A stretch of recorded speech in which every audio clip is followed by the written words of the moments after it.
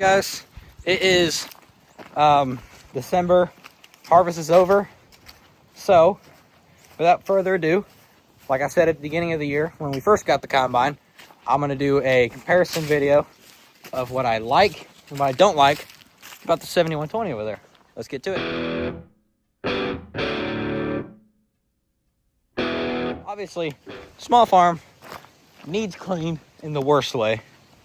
Big combine. It's way bigger than the 62 and the 65. Those things were beasts. Back before we got this thing, those things are awesome.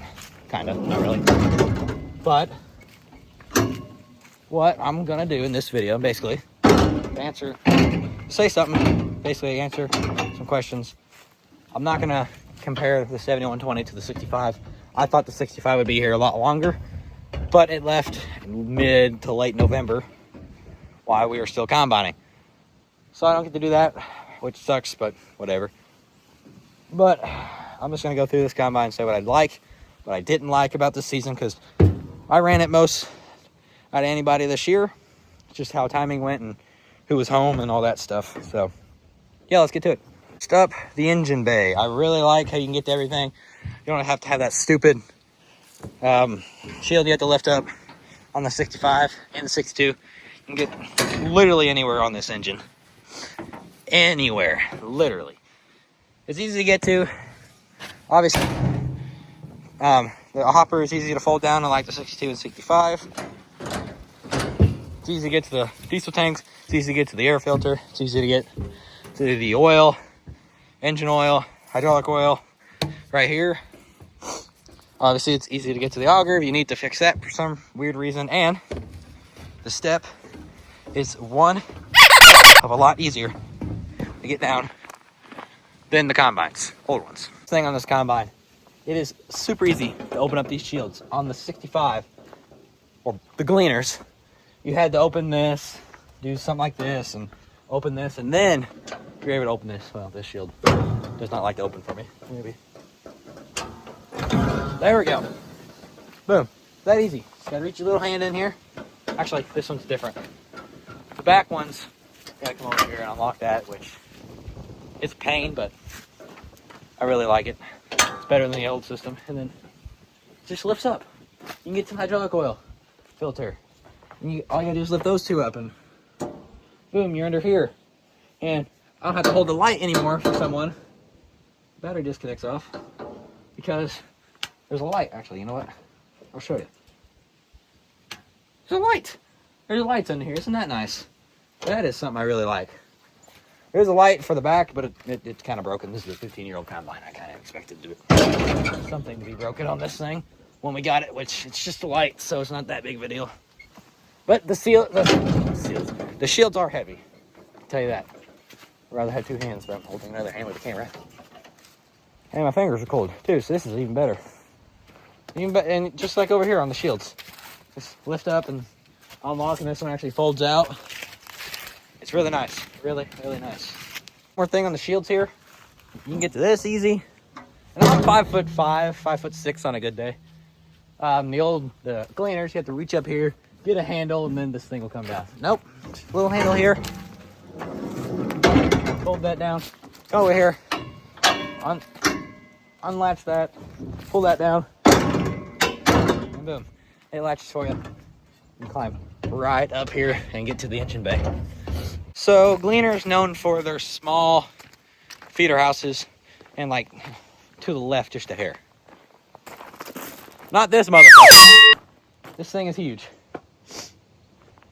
It ran beams through it, that's for sure. It handled that 36-foot Draper header perfectly fine.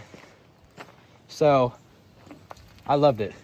It was awesome. We had very few problems with the actual combine. The gearbox did go out on the feeder house.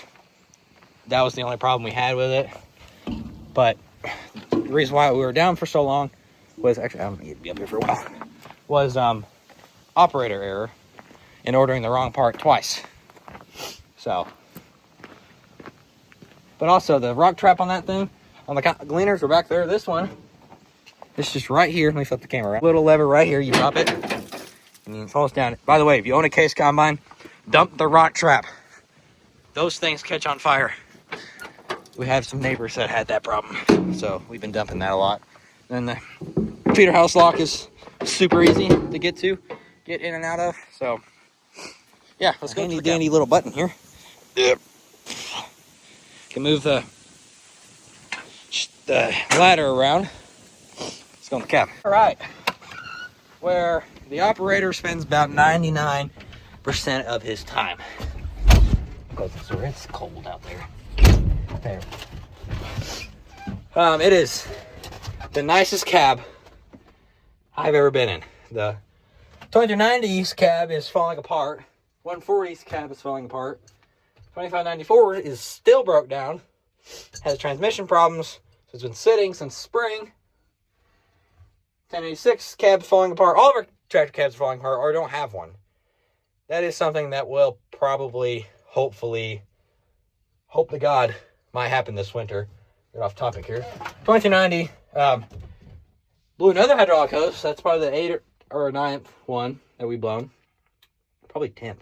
Probably getting the double digits of hydraulic hoses. My brother swears it's just an old tractor, but it's got to be something with the hydraulic pump in there. It's getting too much pressure and it's just blowing the weak hoses first. That's my guess. But let me flip trash and other stuff like that. I love the Pro 700 monitor. Everybody tells me that the Deere monitor is more user-friendly. I've never ran the Deere monitor, but I could not disagree more. This is easy. The auto steer was easy to set up on it. I thought you had to pay a subscription for it. Nope, it's built into the monitor. It's easy to shift gears. Like I said, when I first showed you this combine, it's not down here. It's actually right here, and all you gotta do is wait a second. You don't have to move the combine forward a little bit. The, what's it called? The throttle, it's not right here, and it's a little lever, or right here, and you gotta push all the way forward. No, it's just right here. Just a little, my finger got in the shot. Just a little thing. I don't mind the McDonald's cup, and it's frozen.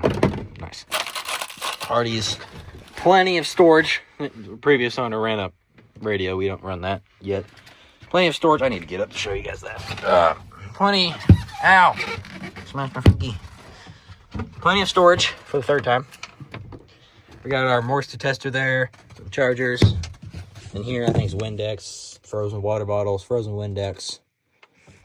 Paper towel. Smells like Windex in there. And then, come over here. If I can twist. There's more storage under the seat. So if you lift something up, it stores under there for you. Steering wheel's nice. Some parts for when something on the header broke. Yeah, this is a nice joystick here. It's very, very user-friendly. The only thing is the 65's up and down is switched from this thing. So me and my brother and everybody else that were in this combine for a while was pressing down when we meant to press up. But we got used to it. It's pretty nice. The automatic header height's right there, and the unload, all that other stuff. The real thing. I can't even think of it. And then this is also switched, but we got used to it over time. More storage. Keys right here instead of down here. It's very nice. I really like this combine. Everything about it. Radio actually works. The heat actually works, and it's got dinkies. I like dinkies. Yeah. All right, back out into the cold. Let's get into the stuff I dislike. I really dislike this ladder. It's very, very steep. What else do I dislike about this thing? Not much, really. The ladder. Don't really like the ladder because it doesn't lock automatically. Gets stuck. It doesn't lock automatically. Well, sometimes it'll get stuck like that. Then you lift it up. This thing bonks you on the shoulder and it hurts. And I was very upset that day when it did. Yeah, I also don't like how heavy it is, but maybe it's because I'm weak. That too. That would be a factor in it. I also don't like how on these newer combines, let me flip the camera around so I can complain. I don't like how these newer combines, if a sensor goes out, it literally freaks out on you saying this thing is broken. Yeah, it's nice for when it is broken, but when there's a sensor problem, it's just annoying. But obviously it's there for a reason, so it helps you on that reason. Anywho, what else? Just like this. I really hate this. This thing just sucks. I hate it. What else? I got plenty of stuff I hate on the header, so we might go over there and start talking some foul language to that header. A lot of stuff I don't like about that header, but there's a lot of stuff I do like about the header, so it's kind of 50-50 on that standpoint. But yeah, the 7120 this year, my honest review of it, we should have upgraded to this combine or a combine like this years ago. I mean, 2021 is when we first started having problems with it. I think I had a YouTube channel at the time. I did not record because I was scared to be honest with you. But the 62 caught fire. The fan belt broke and it was not getting any heat, and then it actually melted the coolant. The coolant's the coolant's I can't think of it. We're just gonna say coolant box. It melted that. It was plastic and it's kind of cheap. It's AGCO. I'm gonna diss on AGCO for a minute and a little bit. Yeah, it was that. Very cheap. So they melted it. Ended up getting the engine too hot. Started blowing white smoke. But we caught it in time, thankfully. So that's not a deal there. Or at the time, M&S was able to get it fixed up, and we were going like 3 weeks later. 140 is also blowing a hydraulic hose that wants to be the 2390. Anywho, I'm switching hands because it's freezing outside. The other 65 blew everything. I got a freaking hand in this shot. The 65 just wanted to die, basically. It was trying to tell me that it wanted to kill itself. I don't know if I can say kill on YouTube, but let's just go with that. It was ready. 45, I think it had about 4,500 hours on it, maybe 4,200. 3,300 separator hours, I know that. If you are interested in these combines, other than the problems we had with them, they're good combines. Besides the problems, they were good. We've really never had a complaint with them until the past 5 years. Not saying they won't be bad for your farm, but I'm just speaking the truth here. I'm kind of a truthful person. But if you're interested in these combines, they are on H&R AgriPower's website. One of them is at Virgins, Illinois. The other one I do not know. The 62 is at Virgins. The other one I do not know. I could not tell you. But this combine is going to be in our life for a long time. I'm excited for it. Hope you guys are too. This combine has real no complaints from me. I wouldn't know much because I don't really know much about the diesel engine side of things. But other than that, this combine's great. I love it. I wish we would have traded years ago, but we didn't. Now we finally gave it a shot. We really enjoyed it, so yeah, this is probably gonna be my last video for the year. So I want to say something. Thank you guys. Thank you guys for sticking along with me. Everything. I've grown small, but I've grown from 2024 and 2023. Thank you guys for sticking with me. I know I've been slacking on videos. I'll get better at that in 2026. So we will see y'all in the next one. Thanks for watching, guys. Appreciate it. Okay, I'm sitting here editing this video. Obviously, I'm not in my farm spot. But I have to say something about AGCO. When they got switched to Ag Revolution, we had problems with them. They would not get the part in time when we needed it. Last harvest in 2024, they made us wait a month for a single part, and then they said we couldn't do it at our field. We had to bring it into the shop, which was another 2 weeks. So we were running with only the small combine for like a month and a half for how bad it was. Yeah, it was bad. So, but I had nothing against Ag Revolution.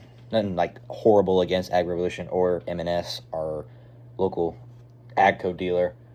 I just want to clear that up. But yeah, enjoy the video. Thanks for watching.